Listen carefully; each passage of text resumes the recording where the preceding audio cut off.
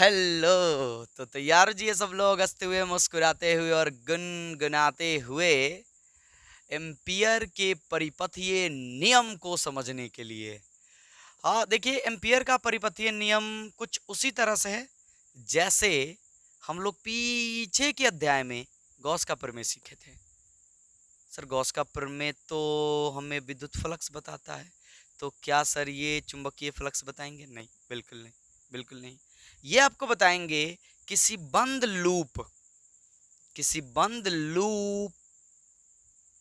से जो चुंबकीय क्षेत्र निकलेगा उसके रैखिक समाकलन का मान, चुंबकीय क्षेत्र का नहीं, चुंबकीय क्षेत्र के रैखिक समाकलन का मान बताएंगे एम्पियर महोदय। तो इसको जानने के लिए पहले हमें हेडिंग लगाना होगा कि, उसके बाद जानेंगे कि एम्पियर महोदय ने आखिर कहा क्या था। तो चलो हेडिंग लगा लो सब लोग। एम्पियर का परिपथीय नियम। ठीक, क्या कहते हैं एम्पियर? देखिए एम्पियर कहते हैं कि किसी भी बंद लूप में चुंबकीय क्षेत्र का रैखिक समाकलन। सर ये चुंबकीय क्षेत्र का रैखिक समाकलन क्या हुआ? देखिए चुंबकीय क्षेत्र के रैखिक समाकलन का मतलब हुआ समाकलन vector B dot vector DL. इसी को बोलेंगे चुंबकीय क्षेत्र का रैखिक समाकलन। अब डीएल क्या है बताने की तो जरूरत नहीं है, वो अल्पांश है। वो क्या है? अल्पांश है। तो उन्होंने कहा कि किसी बंद लूप, यानी आपने लूप बंद कर दिया है, कहीं पर भी बंद लूप ले लें आप, बंद लूप में चुंबकीय क्षेत्र का रैखिक समाकलन उस लूप में निहित क्षेत्रफल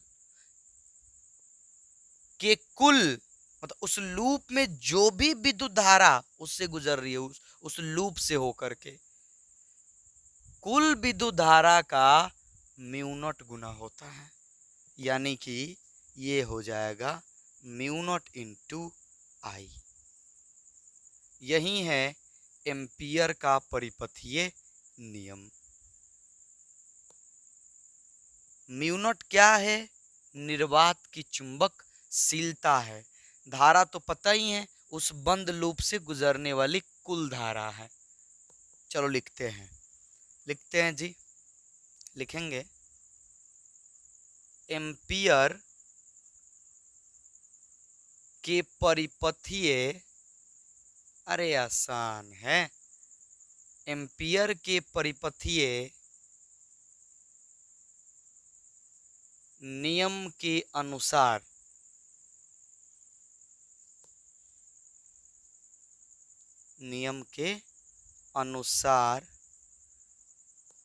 किसी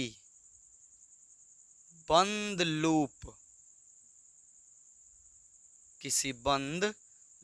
लूप में चुंबकीय क्षेत्र, जिसका नाम हम वेक्टर बी रख देते हैं ना, चुंबकीय क्षेत्र वेक्टर बी का रैखिक समाकलन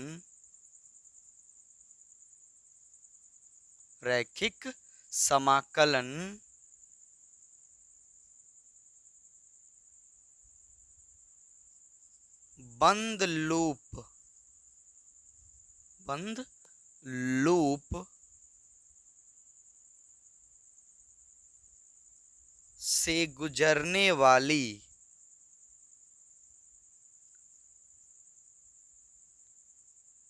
कुल धारा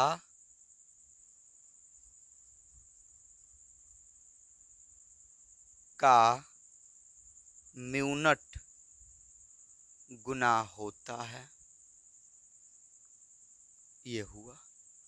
अर्थात यदि हम इस चीज को इधर लिखें तो हो जाएगा समाकलन vector B dot vector D L बराबर होगा म्यू नॉट इंटू आई। यही है एम्पियर का परिपथीय नियम। ठीक, ऐसे समझिए इस चीज को। जैसे मान लीजिए कि कोई तार है ऐसे, और इस तार से मान लो इस पॉइंट पर आपको चुंबकीय क्षेत्र चाहिए इस पी पॉइंट पर, तो आप क्या कीजिए, इससे हो करके एक लूप बना दीजिए। ऐसे एक लूप बना दीजिए ऐसे घेर करके। अब मान लीजिए कि इसका रेडियस जो है आर है, तो इसकी मदद से, एम्पियर के परिपथीय नियम की मदद से आप इस बिंदु पर चुंबकीय क्षेत्र भी बता सकते हैं। आगे हम वही करने वाले हैं। एम्पियर के इस परिपथीय नियम की मदद से हम अनंत लंबाई के तार के कारण किसी बिंदु पर चुंबकीय क्षेत्र का भी मान ज्ञात कर सकते हैं। सर ये तो बायो सावर्त के नियम से भी हम लोग ज्ञात कर लिए हैं, तो काहे इनके नियम से ज्ञात करें? ज्ञात कर लिए, अच्छी बात है, इनके नियम से भी समझ लेते हैं। बोर्ड वालों का कौन ठीक है?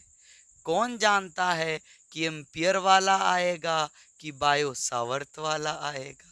कोई पूछ सकता है, तो सब जानना जरूरी है, सब जानना जरूरी है। खैर नियम है तो जानना तो है ही। चलो आप इसे नोट कर लो, फिर हम बात करते हैं कि किस तरह से रियरमिट कैसे गया।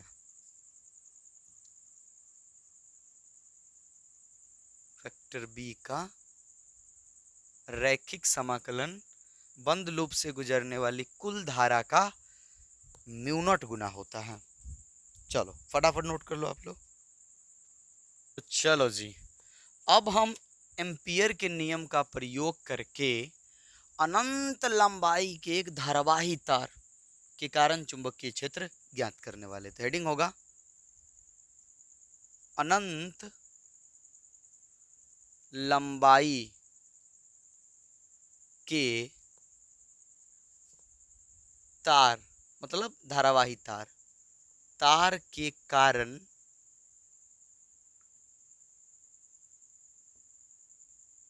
चुंबकीय क्षेत्र। चलो जी, ठीक। मान लीजिए कि एक तार है, ठीक है, ऐसे एक तार है, वायर है, जो अनंत लंबाई का है, और मान लीजिए कि इससे, इस तार से कुछ दूरी पर, मान लीजिए कि आर दूरी पर एक बिंदु है, और उस बिंदु पर हमें चुंबकीय क्षेत्र चाहिए। इससे मान लीजिए कि आई धारा बह रही है। ठीक है सर, तार क्या है? अनंत लंबाई का है, अनंत लंबाई का है, और उससे आई धारा बह रही है। हमें बताने हैं बिंदु पी पर चुंबकीय क्षेत्र। देखिए एम्पियर का नियम हम तभी लगा सकते हैं जब हम एक लूप से इस धारा को घेर ले, एक लूप से। तो ऐसा एज्यूम करो, ऐसा सोचो कि ये तार है, इससे धारा ऐसे बह रही है, इसे धारा क्या करिए, बह रही है, और इस पॉइंट पर, ऐसे समझो, इस वाले पॉइंट पर हमें चुंबकीय क्षेत्र निकालना है। तो इसके चारों ओर ऐसे इसी त्रिज्या का एक लूप बना देते हैं। क्या बना देते हैं? लूप, यानी सर ब्रीथ। हाँ वही घेर लो, बस लूप बना दो। आप समझ रहे होगे आप लोग। तो हम भी वही करेंगे, इस आर को त्रिज्या मानकर इसके चारों ओर का बना देंगे, एक लूप बना देंगे। क्या बना देंगे? लूप बना देंगे। चलो जी बनाते हैं।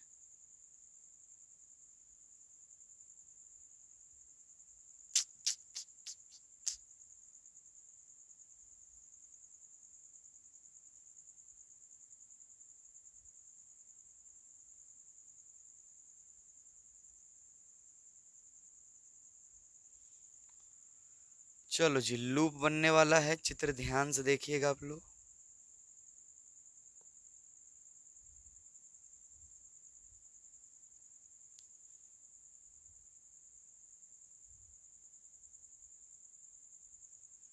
खैर थोड़ा सा बुरा बन रहा है, गंदा बन रहा है, एडजस्ट कर लीजिएगा आप लोग। ठीक, मान लीजिए कि वो लूप है, हटा दीजिए। ऐसे तार बाहर निकल रहा है ना,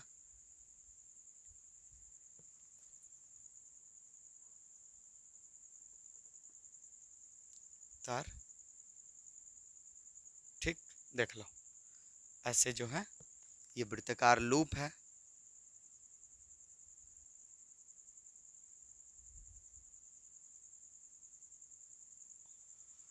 और इससे जो है ये तार ऐसे निकल रहा है और ये वृत्ताकार लूप है। कंफ्यूज मत होइएगा, वृत्ताकार क्या है, लूप है। ये हमको भी पता है कि चित्र बहुत ही गंदा बना हुआ है, आप इसे बहुत बेहतरीन बना सकते हो। हमें खुशी होगी कि अब से आप लोग मेरे गिरोह में काम करोगे। नहीं नहीं, मतलब मेरे द्वारा बनाए गए चित्र नहीं बनाओगे, आप अपना बनाओगे, अच्छा बनाओगे। तो आर त्रिज्या है, आई धारा इससे क्या कर रही है, बह रही है। यहाँ भी मेंशन कर देते हैं, आई धारा क्या कर रही है, बह रही है। चलिए कहानी मान लेते हैं हम फटाफट। ठीक, यहाँ पर हम एक डीएल अल्पांश ले लेते हैं, यहाँ पर हम क्या करते हैं, डीएल अल्पांश ले लेते हैं। कहीं पर भी ले सकते हैं, कोई फर्क नहीं पड़ता, कहीं पर ले लीजिए, सब जगह त्रिज्या सेम ही होगा ना, वृत्त है तो। चलो लिखते हैं, माना कि एक अनंत लंबाई के तार से आई धारा प्रवाहित हो रही है। मान लीजिए कि आई धारा क्या हो रही है, प्रवाहित हो रही है, जिससे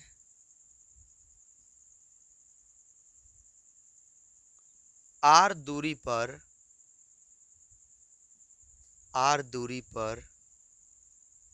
एक बिंदु पी नाम दिए थे ना, आर दूरी पर एक बिंदु पी है, जहां हमें चुंबकीय क्षेत्र ज्ञात करना है।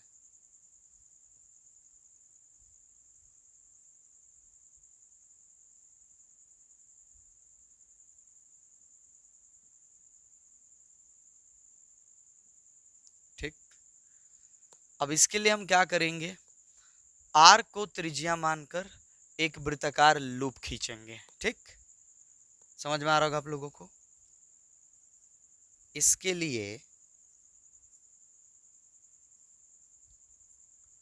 आर को त्रिज्या मानकर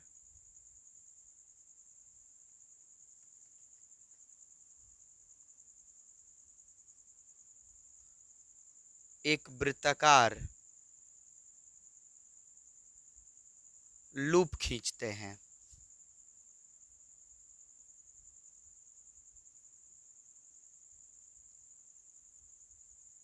वृत्ताकार क्या करते हैं, लूप खींचते हैं। ठीक, खींच दिया हमने ये वृत्ताकार लूप, लूप से आई धारा बह रही है।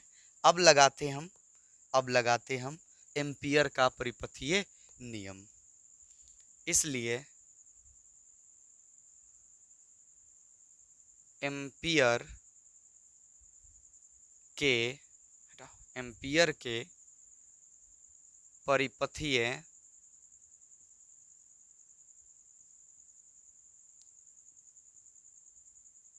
नियम से, ठीक, एम्पियर के परिपथीय नियम से चलेंगे हम, तो समाकलन vector B dot D L बराबर होता है म्यू नॉट इंटू आई। ठीक है सर, समझ गए इतना हम लोग। अब हमें यह देखना होगा कि दोनों के बीच एंगल कितना है, क्योंकि डॉट हटाएंगे हम। चलो जी आगे बढ़ते हैं। तो समाकलन b into D L cos theta बराबर म्यू इंटू आई। ठीक है सर, ये भी समझ गए, कॉस थीटा। अब आप बताओ, ये बात ध्यान दीजिएगा, इसका मतलब हुआ कि b और dl के बीच एंगल, यहाँ नहीं समझ में आएगा, चित्र बड़ी गंदा बनाया हमने, ठीक है, पर घबराइए मत, हमें ना, ठीक। ऐसे तार, इससे धारा बह रही है, ये ठीक है, गोल। अब मान लीजिए कि आपने यहाँ पर लिया है डीएल अल्पांश, यहाँ पर डीएल अल्पांश ऐसे लिया है, ऐसे इस तरह से डीएल अल्पांश लिया आपने, इस तरह से देख रहे हो, डीएल अल्पांश आप ले रहे हो, ध्यान दीजिएगा, इस तरह से, ये इस तरह से मान लीजिए आपने डीएल अल्पांश ले लिया, ठीक है सर। तो इसका डायरेक्शन देखो, इसका डायरेक्शन इस तरफ है ना डीएल अल्पांश का, हाँ सर इस तरफ है।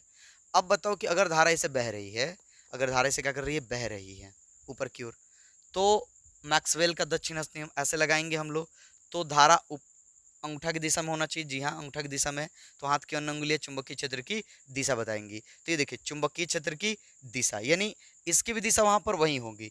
छोड़ो ये बात, हटाओ, शायद ये बात आप लोग जानते होंगे कि इस बिंदु पर जो चुंबकीय क्षेत्र होगा वो वृत्त का स्पर्श रेखीय होगा, यानी वृत्त पर स्पर्श रेखा, तो ऐसे ही ना वृत्त का स्पर्श रेखा होगा। तो इस तरह से हमारे डीएल अल्पांश और स्पर्श रेखा यानी कि चुंबकीय क्षेत्र का दिशा के बीच 0 डिग्री का एंगल बनेगा। एक ही दिशा में होगा दोनों, कुल मिला के कहेंगे दोनों एक ही दिशा में होंगे, दोनों एक ही दिशा में होंगे। चलो लिखेंगे, चूंकि वेक्टर बी तथा वेक्टर डीएल दोनों एक ही दिशा में होंगे, एक ही दिशा में होंगे,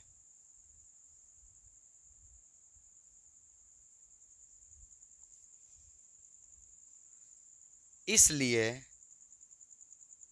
थीटा बराबर 0 डिग्री, थीटा बराबर 0 डिग्री। आगे बढ़ जाइए, यहाँ से आगे बढ़ेंगे हम लोग तो क्या मिलेगा हम लोगों को, समाकलन b into D L cos 0 बराबर म्यू नॉट इंटू आई। ठीक, ध्यान से देखते रहिएगा, b को बाहर कर लीजिए, समाकलन डी एल कॉस 0 का मान 1 होता है, तो वो 1 गुना कर लिया इससे, म्यू नॉट इंटू आई। ठीक है, यहाँ तक बात समझ में आई। डी एल यानी अगर ये अल्पांश मिलते जाएगा तो पूरा वृत्त का परिधि आएगा, छोटा छोटा अल्पांश, ये तो हम लोग बाह्य सावर्त वाले नियम में भी सीखे थे। तो फिर हम डीएल छोटे छोटे जोड़े तो पूरे में वृत्त की परिधि मिल जाएगी, तो पूरे वृत्त की परिधि मिलेगी, तो b इंटू पूरे वृत्त की परिधि का होती है 2 पाई r बराबर म्यू नॉट इंटू आई। तो b का मान ये इधर गुना में उधर जाएगा तो बट्टा में, तो b का मान निकल के क्या आएगा, आएगा म्यू नॉट आई बट्टा 2 पाई r, ये होगा। अगर आप ध्यान से सीखे होंगे वहां पर तो इसे मिट, ये हो गया। आप याद करो ये बात कि अगर हम बायो सावर्त का नियम भी लगाते तो ठीक इतना ही प्राप्त होता, हमको ठीक इतना ही चुंबकीय क्षेत्र हमें का होता, प्राप्त होता।